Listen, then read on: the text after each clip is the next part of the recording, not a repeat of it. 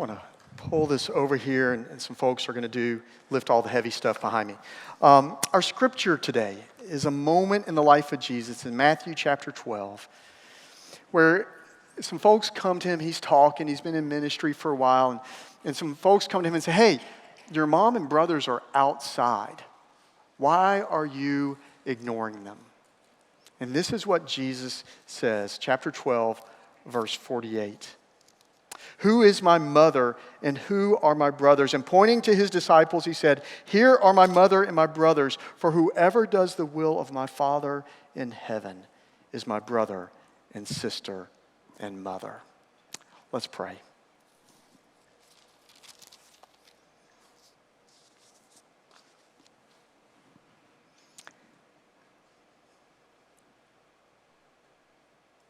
God, I want to thank you for this time today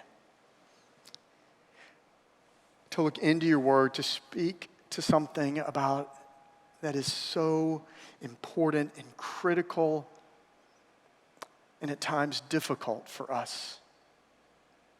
How we live with those who have surrounded us with love, who have brought us to life, who have raised us, but at points we struggle with. Help us to hear from you today, oh God. In the name of Christ we pray. Amen. One of the things I've been fascinated with for years is how much energy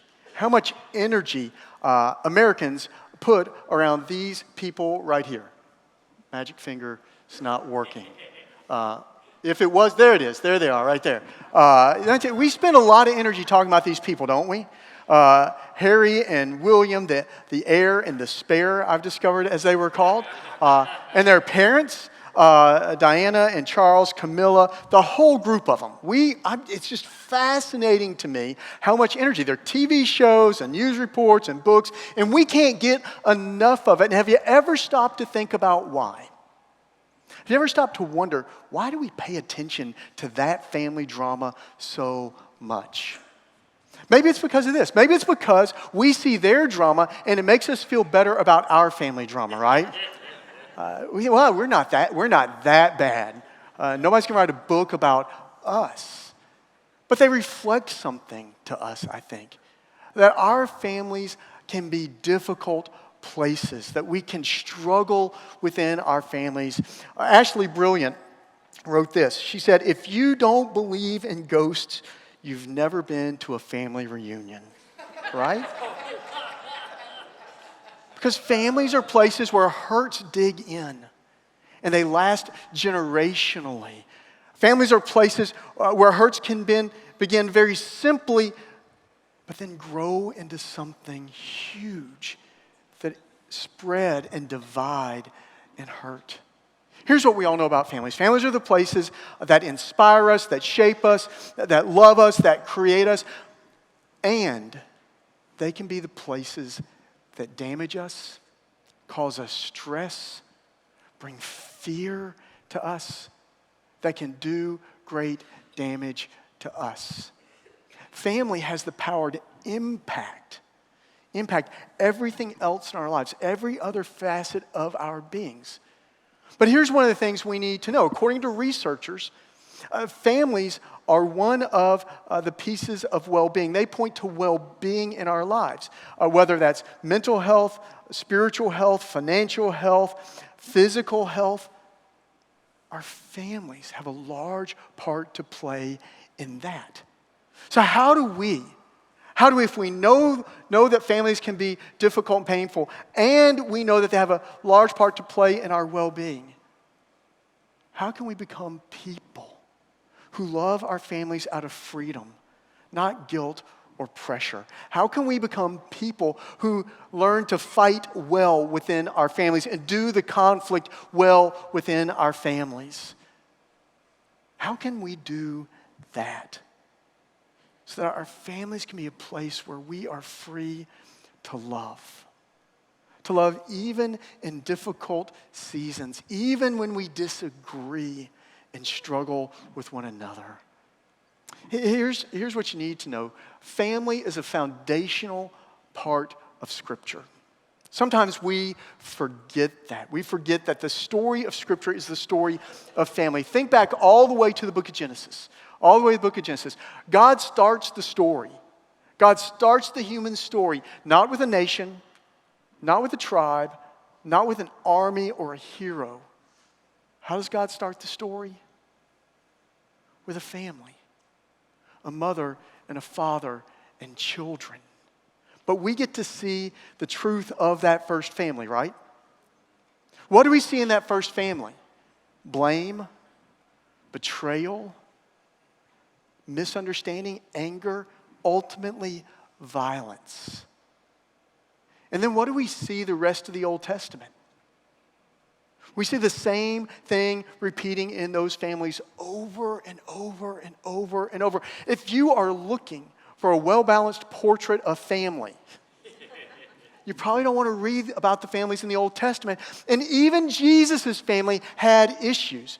Here's a passage that nobody's probably going to ever preach on, but it's in Mark chapter 3. Last week we were in Mark chapter 1. Jesus has been teaching, he's been baptized, called the disciples, healing, all this stuff. We get to Mark chapter 3. Jesus is coming home. And this is what we hear in Mark chapter 3, verse 21. When his family heard it, and that's Jesus is coming home, when they heard that Jesus was coming home, they went out to, what does it say there? Restrain him, for people were saying, he has gone out of his mind. Jesus' family thought he was crazy. That should make some of you feel much better about things, right? They wanted to restrain him. Even in Jesus' family, we see conflict. But here's the hope. Here's the hope for you and for me. God did the work of redemption and restoration through all of these broken, drama-filled, dysfunctional families. What that says to me is that there's hope for our families as well. For God to do the work in us and through us. That God is not done yet writing our stories or the stories of our families. And there's one particular story I want us to dive into today because I think it points us in a direction of how important setting boundaries can be for the health of our families so that we can learn to love in freedom and not out of guilt, shame. It's the story of Jacob and Esau. It's one of my favorite stories in the Old Testament. It's about 8 or 9 chapters long. We're not going to go through the whole story, right, this morning. But I would encourage you to read it sometime. It's in Genesis 25 through Genesis 32 or 33. It's worth your time. Jacob and Esau, if you don't know their story, they were twins. But they fought their entire lives. In fact, their story begins in the womb where they were fighting in their mother's womb. As they grew up as different as two twin brothers could ever grow up. Jacob grew up loving to be around the house, loving to cook. He was a chef. He was his mother's favorite. Jacob loved to hunt, loved to be outdoors, and he was his father's favorite. There comes a point in the story where their mother begins to manipulate them against each other. And what she does is she coaches up Jacob so that Jacob steals all of Esau's inheritance and his blessing. What would you do if your brother or sister stole all of your inheritance or everything that was given to you by your parents? What would you do? Here's what Esau does. Esau announces, when my father dies, I'm going to kill my brother Jacob. Doesn't matter what century you're living in. This is messed up, right?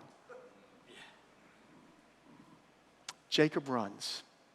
He runs away, he hides in another country. For 20 years, he lives there. He gets married, has a family, accrues servants. He's very successful, has a lot of cattle, a lot of herds, a lot of sheep. And after 20 years, God comes to Jacob and tells Jacob, it's time for you to go home. So Jacob packs everything up. packs up his family, his servants, all the herds he brings along with them, and he heads home, knowing that Esau will be there waiting for him. The Esau that he stole everything from.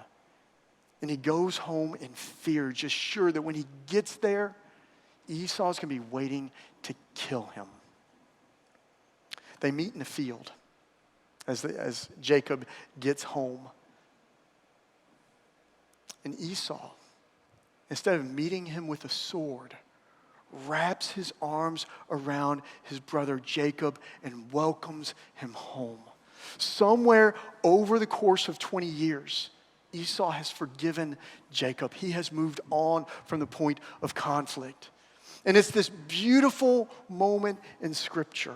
I think one of the most beautiful moments in the Old Testament. But then we have to pay attention to what happens next.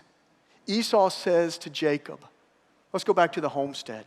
Let's go back to the family land so that you can build a house and live right beside me.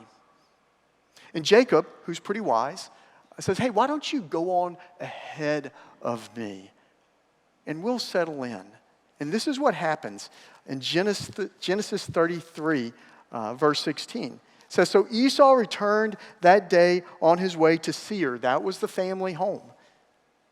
But Jacob journeyed to Succoth and built himself a house and made booths for his cattle. What does Jacob do? He goes to the other end of the country. And people can, he was just continuing to manipulate that he was doing this or he was doing that. Here's what I think he was doing. Jacob was thankful, so thankful that he and his brother were reconciled. But he also understood that for their relationship to continue, that they needed space. They needed physical space. They needed relational space so that they could love each other in freedom and not in guilt or pressure. So let me ask you a question. What healthy distance between you and a family member might create the space you need to love out of freedom, not guilt or pressure? So many of our family relationships get entangled over finances and destructive communication and power. Who has the power over someone else? Is it the parent over the child over the parent, one sibling over another? And sometimes we need to be able to set the boundary that creates healthy space between us and another so that we can love faithfully and fully. Think of it this way. A friend of mine uses this illustration. He says, think about the solar system, how planets are at different distances from the sun. Astrobiologists have determined that the Earth is in something called the circumstellar habitable zone. That's the word. Let's say that together, class. Circumstellar habitable zone. You've learned something. All that means is it's in the perfect distance for life to exist. Any closer to the sun, we would burn up. Any farther from the sun, we would freeze. It's in the perfect place for life to exist. What have you thought about your relationships with your family in that same way, that same understanding? That every family member needs to exist at a different orbit, just like Esau and Jacob did. Too close, and we burn each other up. Too far apart, we get cold and the relationship freezes and dies. What's the right distance? One of the things that boundaries can do for us as we say yes and no, as we determine what's okay and not okay, as we determine what's my responsibility and what's someone else's responsibility, boundaries help us set the right distance between us and another at this given moment in time, but maybe not forever. Because I want to remind you of something that I've tried to say all throughout this series. Boundaries are not walls. Boundaries do not exist to punish someone else. Boundaries are not a moment where you cut someone else off. Boundaries are not where we push someone out of our lives completely. Boundaries allow us to live in love with another so that life can flourish for them and for us. But that's hard for us to do, particularly in families. It's easy for us to tell someone we barely know, no, I'm not going to do that. But when your mom calls, or a sibling calls on you, or an aunt or an uncle or a cousin, it's real easy for boundaries to get trampled. Very easy. And this is one of the places in the book that Henry Cloud and John Townsend have written, Boundaries, that is so important for us. If you buy the book and read one chapter, I would say read this chapter. Now, you're going to have to read the earlier chapters to understand this chapter. But the book is worth the price for the chapter about families. I want to offer you a few things that these two faithful Christian men say about setting boundaries within our families. One of the things that they say, and there's a long, great list of what to do about forgiveness and when things are painful, but I want to give 3 from them. One is this: identify the symptoms and the conflict. Identify the symptoms and the conflict. If there's a family member of yours that you talk to and they make you angry and you're not sure why, that's a symptom. If there's a family member that when they call you on the phone, you groan and you send them to voicemail, that's a symptom. If there's a family member that every time you get off the phone with this family member, you're mean to your kids, that's a symptom of a conflict. So do the work of figuring out the conflict. And chances are the conflict is going to be based in some boundary being breached. They're in your yard or you're trying to be in their yard. You're taking on the load that they need to carry on their own, or they're trying to pick up the load that you want to carry on your own.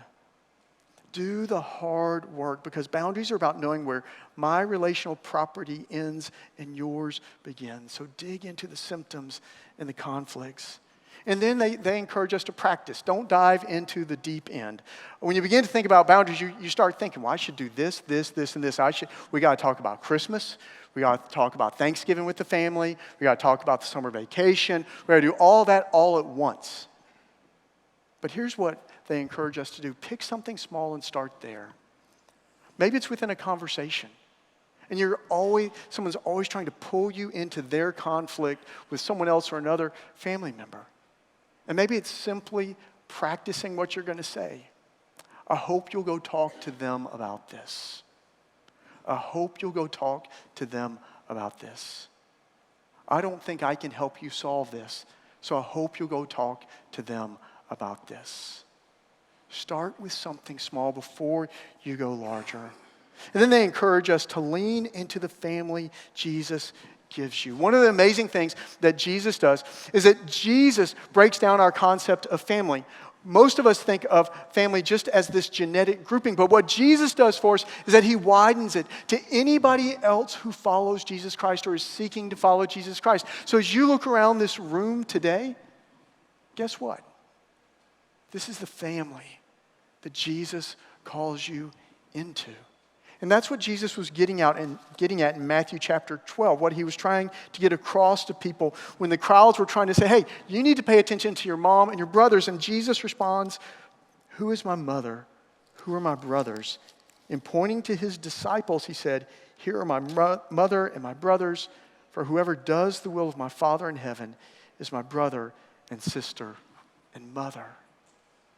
This is the place where we learn to forgive, where we learn what it means to show kindness, where we are shaped into people who can speak the honest truth with one another. It's here in this family that we learn those things so that we can go back to our biological families and speak hope and life and truth and forgiveness and offer kindness that comes from beyond us. The last thing I want to share with you doesn't come from the book, it just is from me. And if today you're like, Eddie, my family is in the best shape it's ever been in, that's great. But if today you're struggling, here's the last word that I would offer to you. Hold on to hope. Hold on to hope. How long did it take Jacob and Esau to reunite? 20 years. 20 years. Trust. Trust that God is at work in you. As Sarah Beth said, maybe humbling you a bit. But trust that God is at work in them as well. And you have no idea. You have no idea how God may draw things together in a new way, how God may shift the orbits at some point in your life. When I was a freshman in college, my parents separated and would eventually get a divorce. And it's a long, painful story. But at one point, I wrote my father off completely, which was fine by him because he wrote me off completely as well. He wasn't even in orbit in my relationships. That went on for probably over a year. What I didn't understand at that time, I was young, God was working on me, but God was also working on my father. Until one day at a funeral visitation, of all places, we bumped into each other. He said, "Hey, you want to go to dinner?" And the orbit shifted. Wasn't the same as it was, but it didn't need to be. It didn't have to be. Because God was not done. So I would encourage you today as we pray in just a moment, we're going to pray for your family. Hold on to the hope that God can use your family. That God is still at work in your family. That God is not done. Let's pray.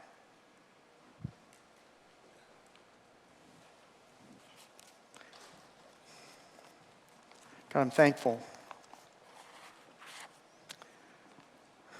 for the families that you have given to each of us. And I'm thankful that you are going to use the stories of our families as a part of your work of redemption and restoration. God, give us the strength and the wisdom to do the hard work of figuring out where the right distance is, where to put the boundaries. But above all, God, give us the ability to hold on to hope. That through whatever brokenness or drama we may experience, you are still at work. We praise you for that. In the name of Christ we pray. Amen.